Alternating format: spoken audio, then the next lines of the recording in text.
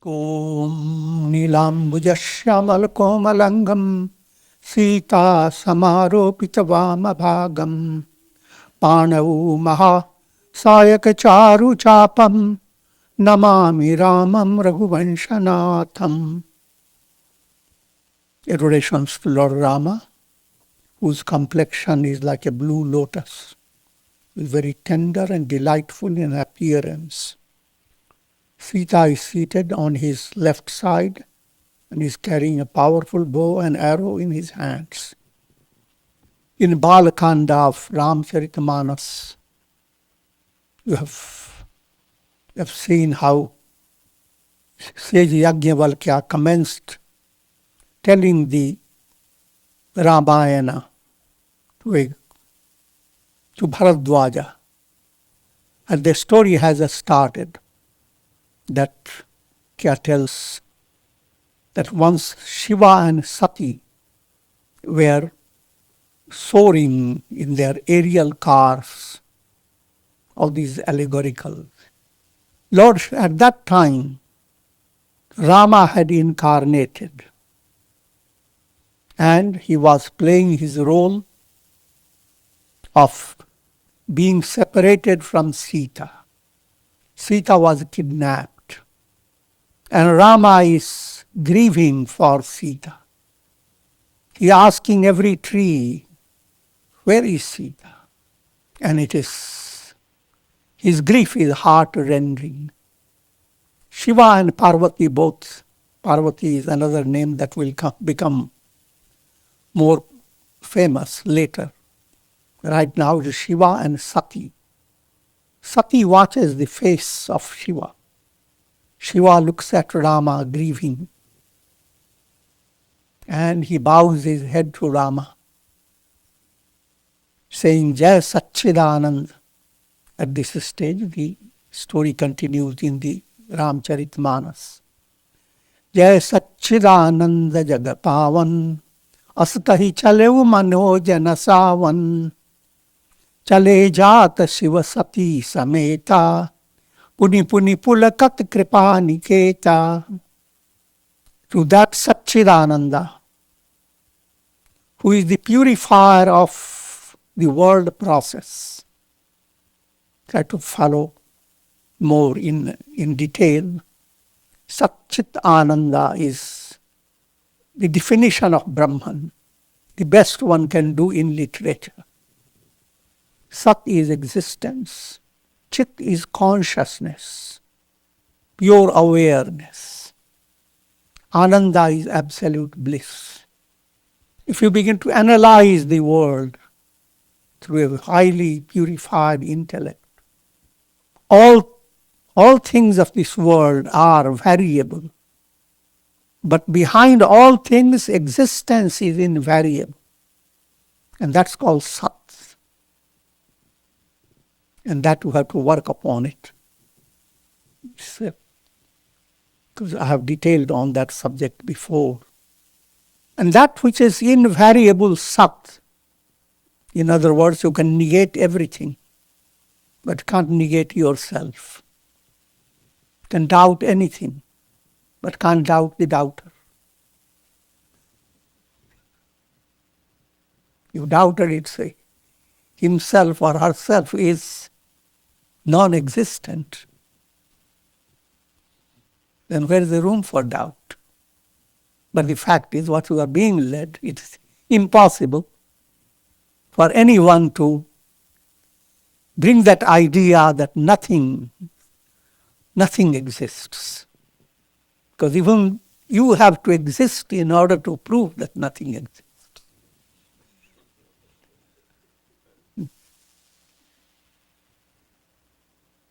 And that existence is awareness. What type of existence? The existence of a rock. It's not inert. It is all-knowing existence. So it is the same term, existence, now is stepped up into Chit, pure awareness. And that awareness is absolute joy, called Ananda, bliss. Because the entire world that is experienced by your mind, intellect, senses, because we are not experiencing the world in one plane, just by the senses. You are experiencing the world in the form of your imaginations, fancies, sentiments, and that becomes a subtler world. And then you are experiencing the world in the terms of your understanding. But all these experiences, they occur, is figurative statement, in pure consciousness. Just like all reflections occur in a lake. All cinema shows occur on the screen. All cloudy movements occur in the sky. The sky remains the same. Cinema screen remains the same. The lake remains the same. If that type of understanding were to develop towards your own self, I am that, immutable, unchanging, then that I am that is Rama. And that's the plan of Tulsidas. That Rama is ever awaiting your return, as it were. Lord Shiva, who is absolute wisdom, uttered these words, Jaya Sat-Chit-Ananda Jagapavan. Rama is being presented to the world. Brahman is being presented as a Rama, the delighter of all. Rama who indwells in every individual. Indwells not to burden people, but to become a source of joy. Ramate. So such Lord Shiva bowed his head, saying, Jaya Sat-Chit-Ananda Jagapavan. Jagapavan, purifier of the world. Purifier of the world process. World itself is not a reality. World experience is due to a mystic disease that overpowers your mind due to avidya, ignorance. Vedanta always gives you the example of snake on the rope.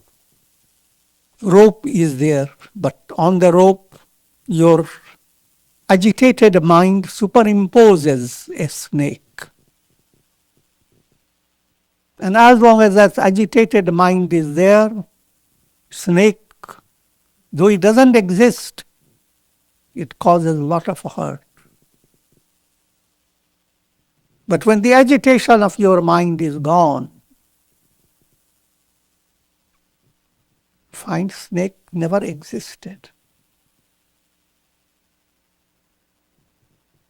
This point happens in your daily life. All through the day, while you are awake, you are facing so many challenges. You are active in 3 planes. But when you go to deep sleep, you go beyond your body, your mind, intellect, and senses. And surprisingly, you exist. And you feel no loss.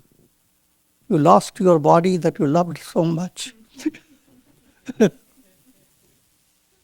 You lost your senses that give you so much experience. You've lost all your feelings and sentiments. You lost your very ego. And how wonderful, you lost everything. You wake up from the deep sleep, say, I knew nothing. This becomes the basis of profound philosophy. That no matter how things are, how old you are, how many more years you have to live, and how things may go into the world, in the universe, at deeper level, all these are like passing dream. And all these do not define your happiness. All the clouds do not define the glory of the sky.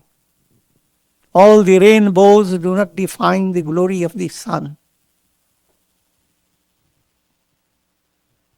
Deep down, an essential nature is like the sky, like the sun. And in other words, what Tulsi Ramayana is saying is that is Rama. So Shiva, Lord Shiva is aware of that Rama's glory. But Sati, Shiva's consort, is a spouse. The daughter of Daksha. Daksha is cosmic ego. And Sati is the embodiment of intellect in human being. Intellect that has not attained enlightenment, but has developed devotion to Shiva. And now, how does that intellect, having seen Shiva bowing down to Rama, how does the intellect behave? Sati so sadasab sambhuke dekhi, urupaja sandehu visheki, sankaru jagadabandhyas jagadisha, suranara muni sabanavat shisha.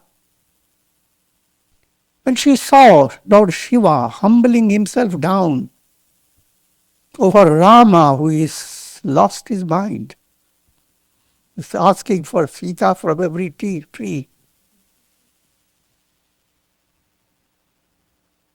A terrible doubt entered in her mind about the role of Shiva, about who Rama was.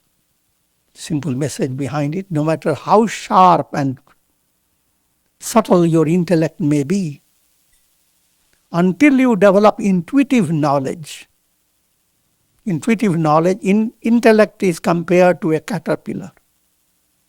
Intuitive knowledge is a butterfly. A transformation occurs in your intellect. Until that butterfly comes out of your intellect, truth does not shine.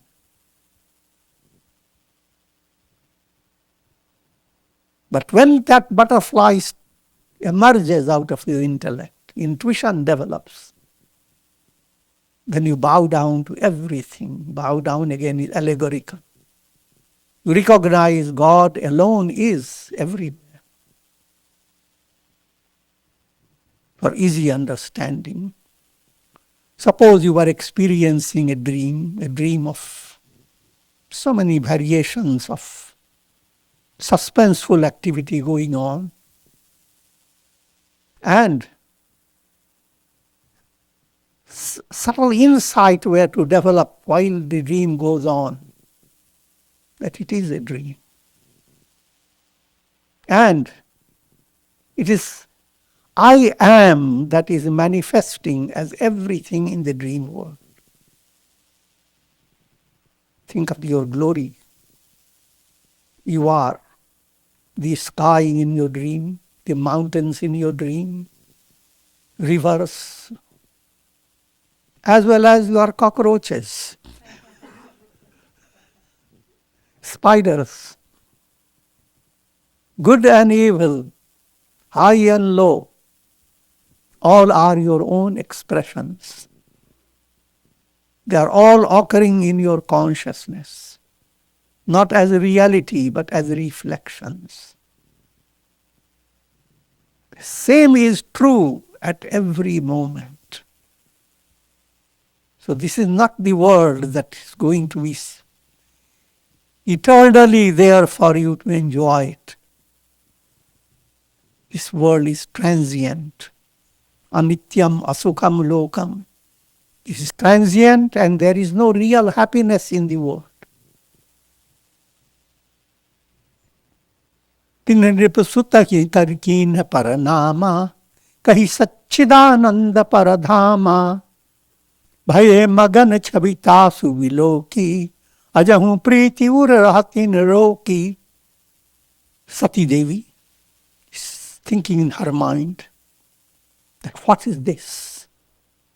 Lord Shiva, who is adored by all the world, gods, human beings, sages, and all beings adore Shiva. And that Shiva bowed down his head to Rama. For philosophical insight, you should. Shiva is playing the role of Saguna Brahman. Brahman associated with the functions of the universe. There are three functions: creation, sustenance, and dissolution. Creation is done by Brahma, the creator. Sustaining aspect is done by Vishnu. And destruction is done by Shiva. These words have to be well understood because everything that you see goes through all the three stages.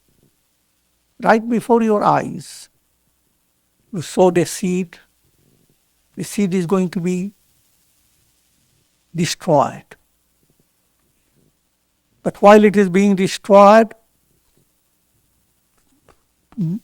Brahma's movement, creation, continues. Sprout comes in, etc. And while the sprout is coming in, transformations will occur. And when it gets transformed, it will blossom and it will be full of beauty. The role of Vishnu comes in. So Brahma, Vishnu, and Shiva are always operative. And these three are not three personalities. But in storyline, they will be presented to you as three different deities. But at the heart, each deity adores the other. So mutually, Shiva, Vishnu, and Brahma, they adore each other. Supermutually, from another point of view, all these adore the absolute Brahman. And that Brahman is Rama. But how to bring this knowledge to your intellect? Now therefore follow this story. How did Sati assimilate it? And exactly the same thing has to happen to your intellect. ब्रह्म जो व्यापक विरज आज अकल अनीह अभेद सो की देह धरि होई नर जाहि न जानत भेद. This doubt entered the mind of Sati. That Shiva bowed down to someone who was just a human being according to her understanding. Because if he were Brahman, he would look like that. Now, what's Brahman? What does the Upanishads say? Brahma jo vyapak, all-permeating, viraj, taintless, void of all defects and modifications and changes, aja, ever unborn, atala, beyond the reach of mind and senses, ani, desireless, abhed, void of all multiplicity or differences. See, each time Tulsi Ji gets the opportunity, he goes on giving you the profound attributes of God. The mind should be filled with those attributes. Sahasranam. Otherwise, mind is going to be filled with Sahasranam of the devil. Worries, anxieties, gossips, and so many things. How can that Brahman assume the role of a human being?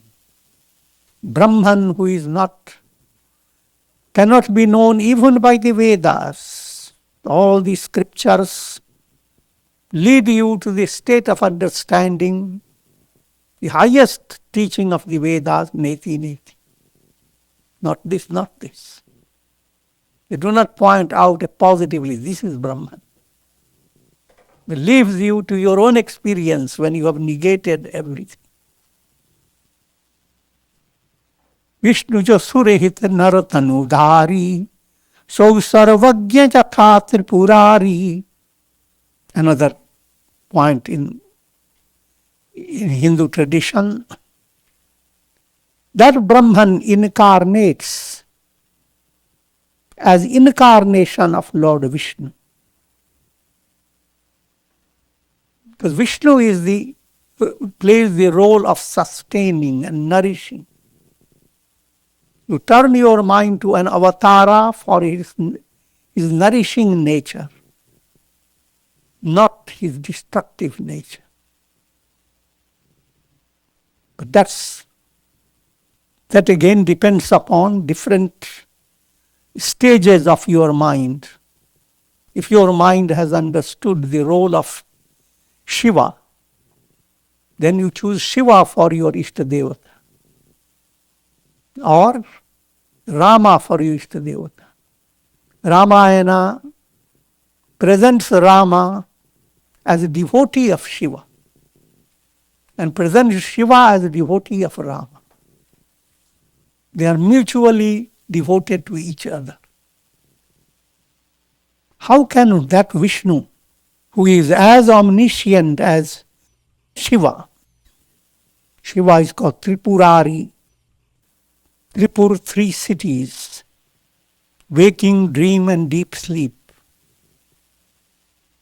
3 planes, physical, astral and causal, 3 factors of relative consciousness, seer, seen and sight, 3 gunas, sattva, rajas and tamas. These are destroyed by Shiva. So Shiva is called Tripurari.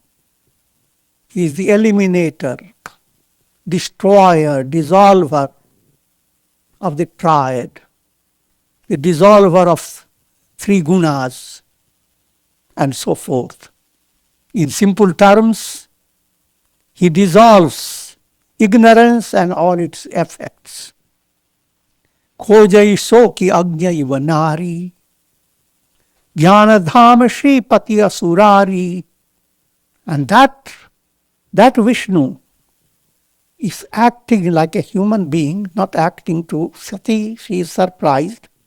How can a person who is grieving like this be Lord Vishnu, all-knowing and all-powerful? Jnana dham shri pati asurari. Who is God? God is called Bhagavan. Why do we call him Bhagavan? There are 6 great attributes. They are called Bhaga. And God possesses those 6 attributes. I'll just give you the names of that. Infinite Aishwarya. Aishwarya is lordliness. Infinite Dharma. Infinite virtue. Infinite Yash. Infinite fame, glory. Infinite Strī. Strī means prosperity. Infinite Jnana, knowledge. Infinite Vairagya, dispassion. When these qualities come to the highest, then that's Bhagavan. Aishwarya, Dharma, Yasha, Strī, Jnana, Vairagya. Vishnu Jos Surehit Naratanu Dhari, so Sarvagya Jatha Tripurari. And that we have explained. Shambhu Gira Puni Brishana Hoi, Shiva Sarvagya Jana Sabakoi. And yet, the words that Shiva has already uttered, he can't take them back. And Shiva cannot utter anything that is a lie. So how can that be possible? Brahman, who is beyond mind and senses, how can that Brahman go after what has happened, Sita's loss, and be affected by separation from Sita? But you must realize that question goes after the head of every individual. Sita in you is Vivek Buddhi, intuitive intellect, potential. Soul in you is Rama. Rama is separated from your intuitive potentiality. And therefore there is all the agony and anxiety and sorrow. But even though it appears that way, Rama has not lost his Ramahood. He is Rama. And therefore, to give you in a very broad point of view, even a guru bows down to the disciple, not before his face. because it is the divine that's going to be awakened.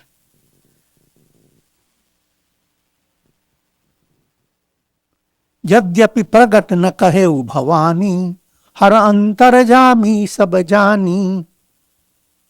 Though Parvati, rather Sati Devi, didn't speak out, but people who are very close to each other, they who don't depend upon the speaking out, sometimes look at the face and you know that you have been misunderstood. So without asking her why and what you are thinking, Lord Shiva says, Sunahi sati tava nari subhau, sanshay asana dhariye pura kau. O Sati Devi, you have womanish nature.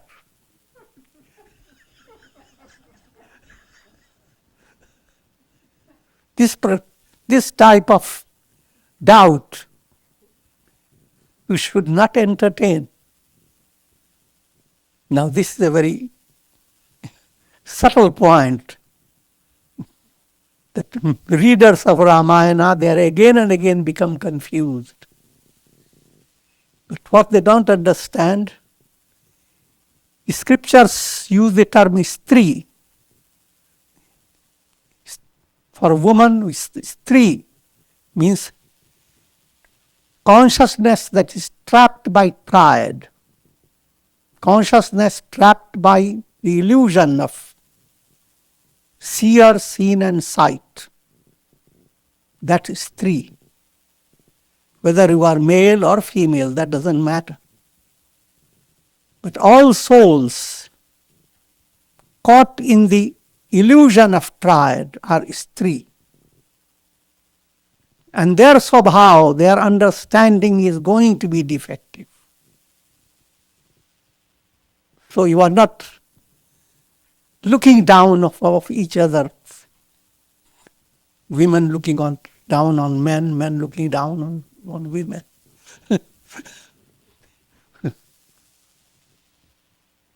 Who can handle things in a more mature way?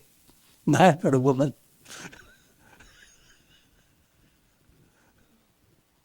The answer is man or woman, both are in the same category.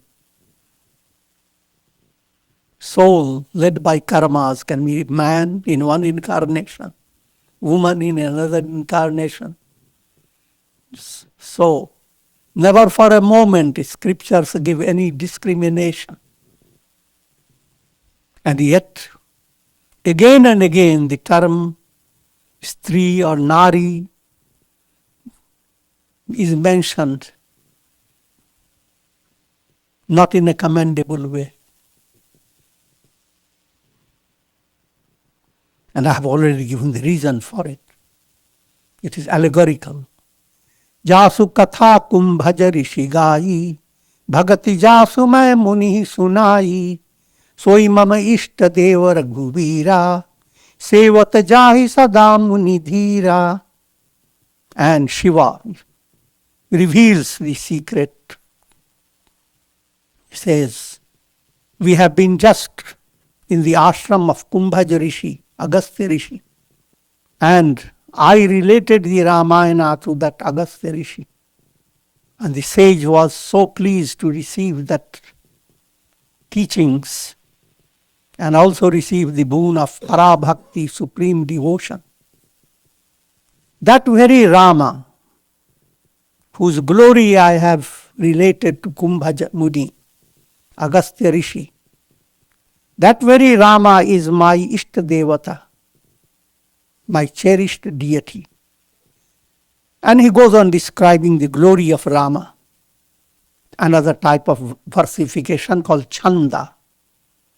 Munidhira yogi siddha santat vimala mana jahi dhyavahi kahi neti nigam purana agam jasu kirati gavahi soi ram vyapak brahma bhuvan nikaya pati maya dhani avatareu apne bhagat hit nij tantra nit prabhukul mani. That Rama, on whom sages, yogis, siddhas, they practice meditation on that Rama by purifying the chitta, nirmalman. All great sadhakas, they are constantly focused on how to keep the chitta, how to keep the mental process free of malas. Malas are malos. Desire, perverted desire, anger, hate, काम, क्रोध, greed, moha, delusion, mada, conceit, matsarya, jealousy. These are the highlights of the malas. And why do they want the mind to be free of malas? Because they want to meditate on Rama. And it is that Rama whose glory is sung by the Vedas, Puranas and scriptures through the statement, neti, neti, not this, not this. Not this, not this is the negation of names and forms. Another aspect of the glory of Rama, look at the world and all its beauty. From the lowest little grass to the mightiest of things of the universe, everything is like a little mirror. And whom do you see in that mirror? Rama. That will depend upon your eyesight.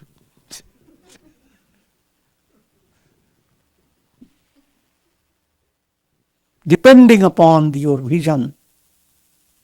If you have perfect vision, then everything, Siya Ram Mai Sab Jag Jani, everything in this universe, what seems so negative, what seems so positive, all things, thorns and blossoms, all is Brahman, Rama. It was that Rama who is the Lord of all world systems, not just the earth planet. There are countless earth planets in this vast universe. And the entire universe with all that it contains, Lord Rama, Brahman, is the Lord of all. Mayapati is the Lord of the magical power known as Maya. And he is Swatantra. Swa means self. His self-dependence, not dependent on anything else. Everything in your personality is not self-dependent. Your senses don't depend upon the senses. They depend upon your mind. Mind's experiences depend upon your intellect. Intellect's functions depend upon cosmic mind. The functions of cosmic mind depend upon Brahman. Deep down, you are that Brahman. And you have that experience, as I said, when you go into deep sleep or when you go into samadhi. Deep sleep experience is a negative counterpart. Samadhi is the positive counterpart. And if you have developed profound devotion, known as para-bhakti, which is another aspect of jnana, knowledge, then Brahman is the only reality.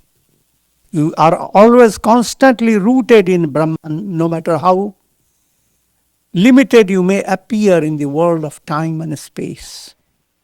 That state is described in the Gita as sthita prajna. You become rooted in your essential self. Once you are in there, the idea that somebody is controlling me, how miserable. That idea will not arise. You are not controlled by anybody. The entire world is sucked up, as it were, in the divine consciousness. Just like the sun creates lots of illuminations.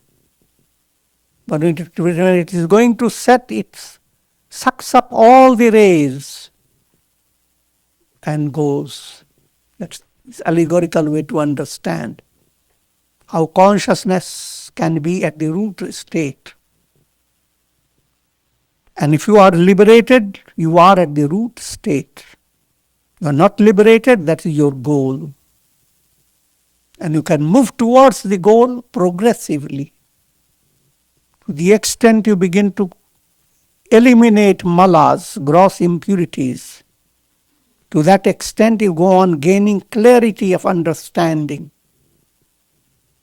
With malas in your mind, you are driven by the force of Maya. Maya, the magical power of God that deludes the mind. That power gains greater strength if malas increase in your mind. If malas diminish in your mind, then the power of that Maya diminishes.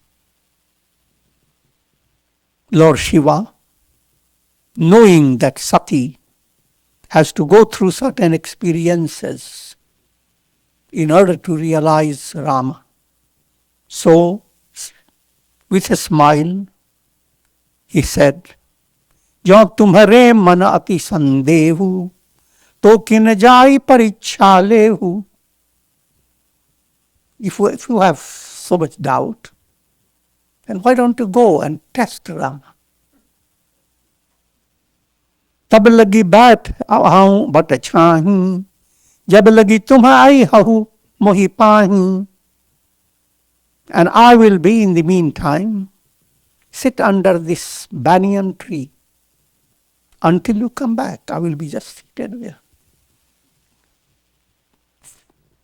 The higher meaning behind it, the real I am, is under the immutable knowledge. That's the Bhattavriksha, that's described as a tree under the shadow of the shade of the tree. Another way of saying is sthita prajna. I will be in my own essential nature. You dear intellect, go and work out realization of this self.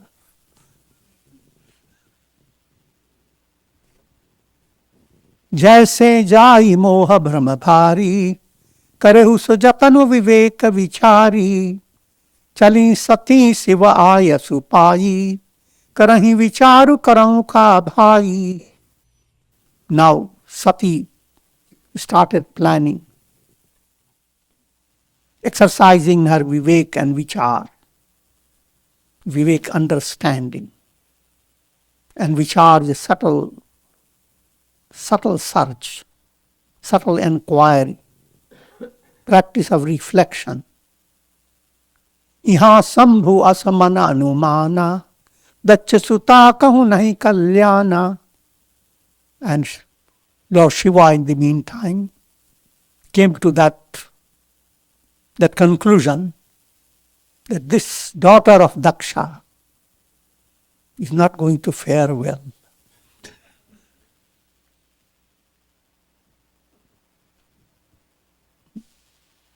Just like a doctor looks at a disease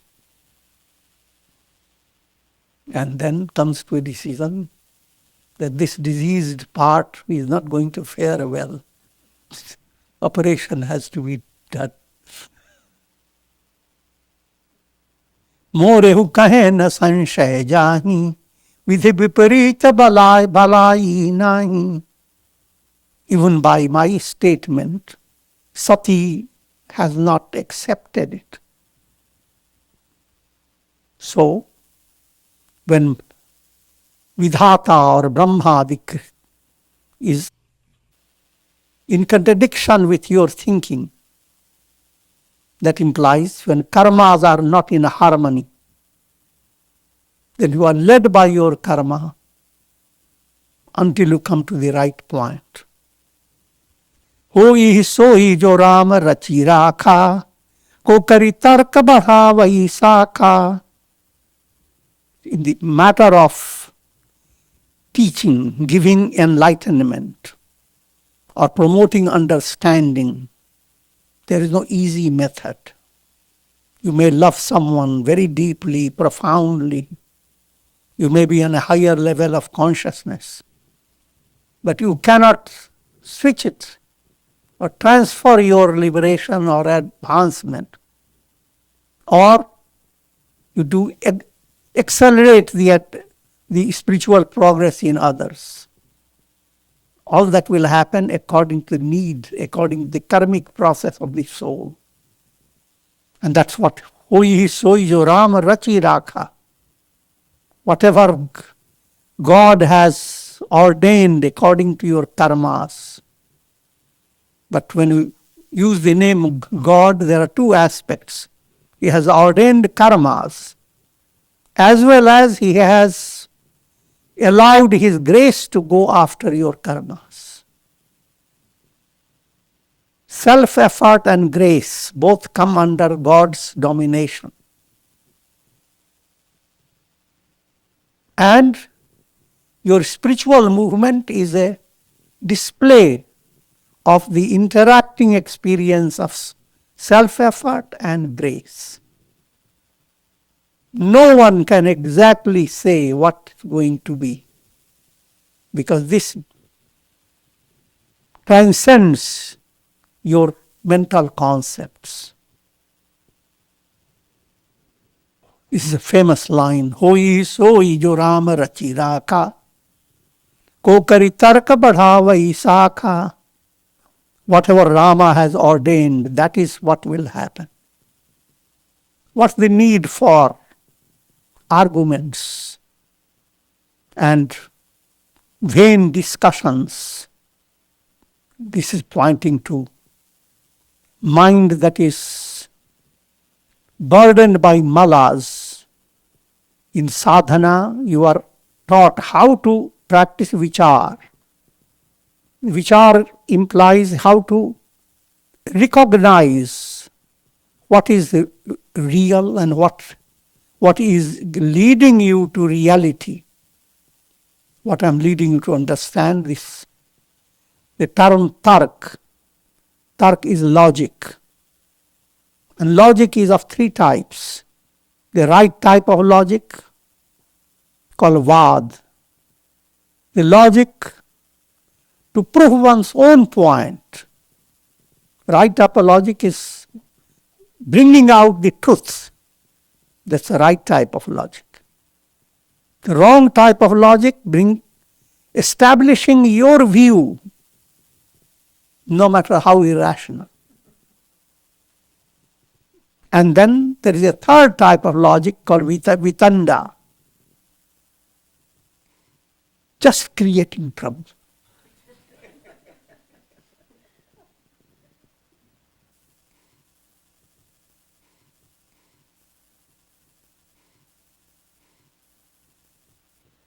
And it is a simple children's parable is given to illustrate this. A deer thirsty deer comes to drink from a river. The river that's flowing, and very close to the deer comes a lion, a hungry lion. And he was also so thirsty, he didn't see the deer, he just started licking the water. But while licking, suddenly looks at the deer. And he says, in his mind, little reservation comes in. And he wants to find a rationality for eating the deer. He says, how do you dare to let me drink the water that has been licked by you? Contaminated water. And the deer said, "Oh Lord, the water is going from you to me. So reality is different. So I am getting your contamination." Lion said, "But then why did your father and your mother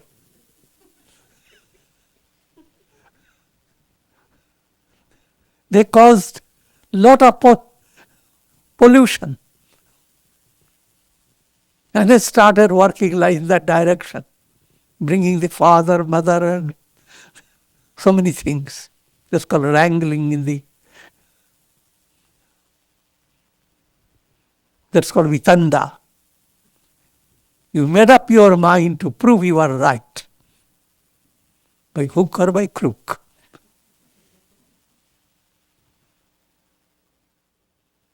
Lord Shiva let Sati go on to test Rama and Sati, and while Sati had gone, Shiva continued to do japa of divine name. Sati began to think herself, which way, how can I test Rama? And she plotted a simple plan. Puni puni hridaya vicharu kari, dhari Sita kar roop, aage hoi chali panth jahi, jahi avat narabhoop. Sita and Rama are looking for Sita. Rather, Rama and Lakshmana are looking for Sita. Let me be Sita in front of them. So assuming the form of Sita, she stays on the pathway. Lakshmana dikha uma krita vesha, chakit bhaye brahma hridaya vishekha, kahina sakat kachukati gambhira, prabhu prabhav janat mati dhira. Lakshmana and Rama both are well aware that they are playing a role. They are actors. Actors play most profound in a way that it seems absolutely natural. But if anybody were to lift the screen and go to the actor, I have come to help him,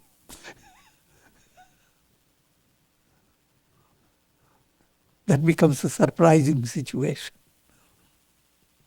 Lakshmana was surprised that Sati, who is the spouse of Shiva, has come to that state. Sati kapatu janeu sura swami, sabdarshi sab antarajami, sumirat jahi mitai ajnana, soi sarvagya Ram Bhagavana. Lord Rama, of course, who is the indwelling self in all, knower of every heart, who is omniscient, he immediately recognized the trouble of Sati, that Sati is creating the pretext of becoming Sita, that she wants to delude Rama to believe that Sita has come back. So, she's intending to delude Rama. That shows a little special pun on the predicament of human mind. The mind begins to impose on God many limitations. And that's just like you may go on cursing the sky and cursing the sun. Similarly, human mind begins to see defects in God. Sati ki न चाहता हूँ दुराऊ, देखा हूँ नारी स्वभाव प्रभाव. Behold, Sati is playing that trick with Rama. Look at this womanish nature.